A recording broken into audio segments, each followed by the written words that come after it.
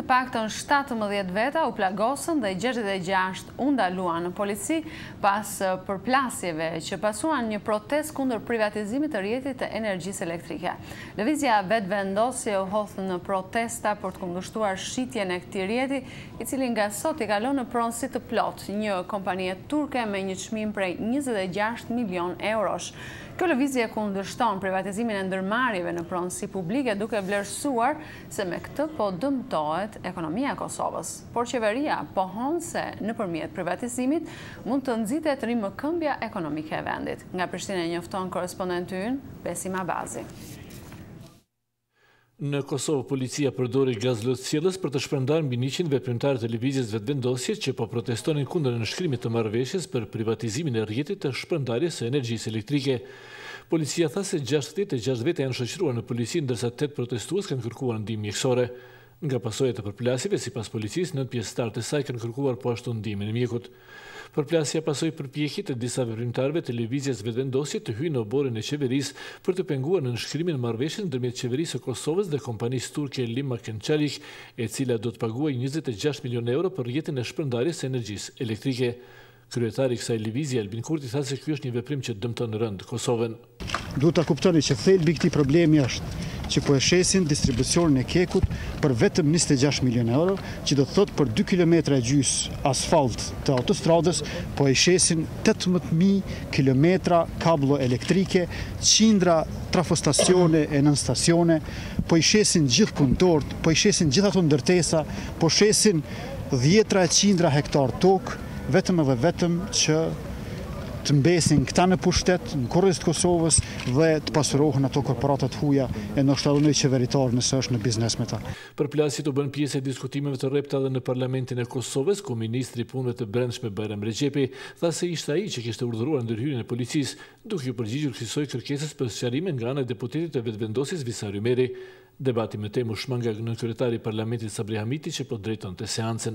Është e vërtetë unë kam dhënë urdhrin, edhe urdhëra dashur të zbatuar edhe pak në mënyrë më rigoroze, edhe dua t'ju informoj se në bazë kushtetutës dhe ligjeve ekzistuese nuk do të lejohet as deputet e vetëvendosjes, as deputet e kuvendit, as kryesia e kuvendit, as kryetari i kuvendit, as qeveria dhe dete presidenca mi bloku punën e institucioneve. Deputetet e lëvizjes vetëvendosje nisë me hi në objektin qeveritar. Nuk e nisë me bloku atë. Blokimin e ka bërë policia. Edhe blokimin e ka bërë policia me urdhër të ministrit, në kundërshtim me ligjin, i cili na lejon neve qasjen në objektet qeveritare, institucionet publike të Kosovës, pra siç e thash, sa herë që kemi dëshirë edhe kemi nevojë. Ju thras ta përdorni gjuhën parlamentare. Kjo vlen për dy parë. Kjo vlen radhë të parë, më njëherë po them për ministrin. Gjuha e tij kërcënuese. Ndoshta ka gjuha, ai nuk din ryshe. Këtu në foltore të kuvendit që u tha në replikën e parë, janë të dytën, se dyta ishte ja parlamentare, e para është kërcënuese, le ta marr mirë, le ta lexoj, le ta ndëgjoj edhe një herë dhe do ta shoh që ajo është gjuhë e hymjes në shtet policor. Unë mendoj që nuk jemi shtet policor dhe nuk do të bëhemi.